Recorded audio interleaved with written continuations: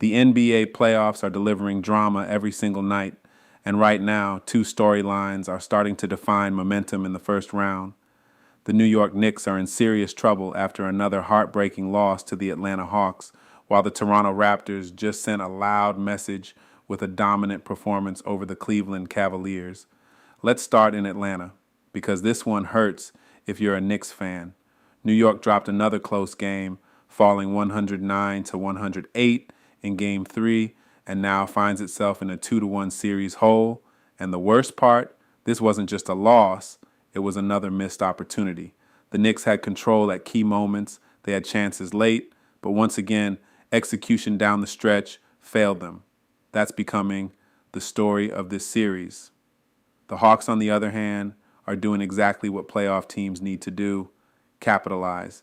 They're not blowing teams out. They're not dominating for 4 quarters. But when the game tightens up, they're sharper, more composed, and more decisive. That's the difference. Atlanta's ability to stay poised in clutch moments is shifting this series. Whether it's timely scoring, defensive stops, or simply controlling the tempo late, they're making the Knicks pay for every mistake. For New York, this now becomes a mental battle as much as a physical one.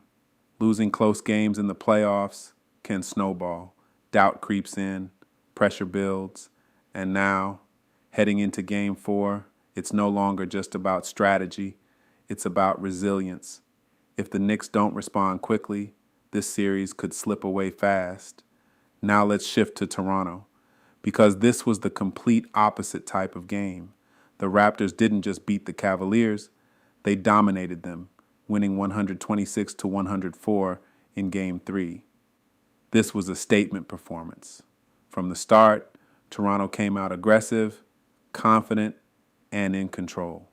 They pushed the pace, attacked mismatches, and forced Cleveland into uncomfortable situations all night. By the time the fourth quarter hit, the game was already out of reach. What stood out most was Toronto's offensive flow.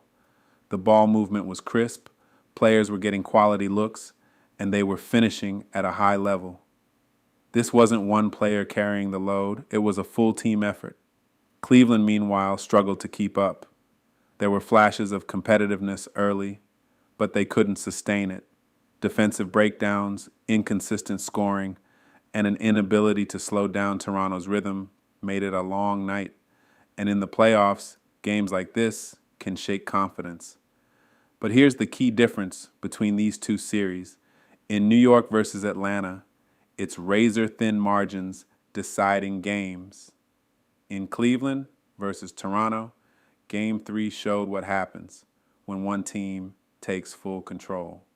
Now the pressure shifts. For the Cavaliers, Game 4 becomes a must-response moment.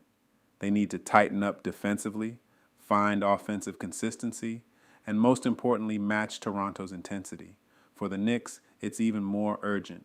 They don't just need to win, they need to prove they can close.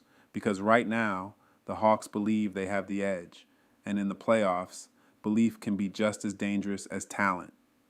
Two series, two different types of pressure, but one thing is clear: the margin for error is gone.